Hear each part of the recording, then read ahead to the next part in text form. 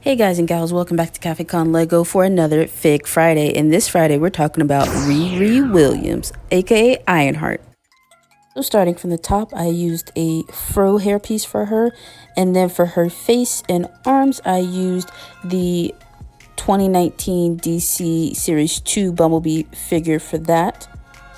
The torso is from the classic Iron Man suit with black legs, and also she's holding the invincible Iron Man helmet to complete her more casual look. And on the back, there's not really any printing for this torso on the back, but she does have an alternate face, which I'll show in the next clip.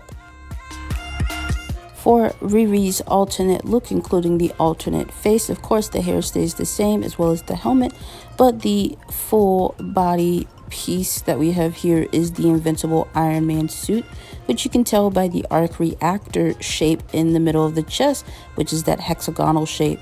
And then a side-by-side comparison to show you the more casual look with the full suited Ironheart. And just because I was having so much fun with this new custom Lego Purist minifigure that I made, I created like a little scene. So I gave her a wrench with the casual outfit there, like she's working on the new Iron Man suit. But that's going to be it for me today, guys. I will catch you in the next one. Bye-bye.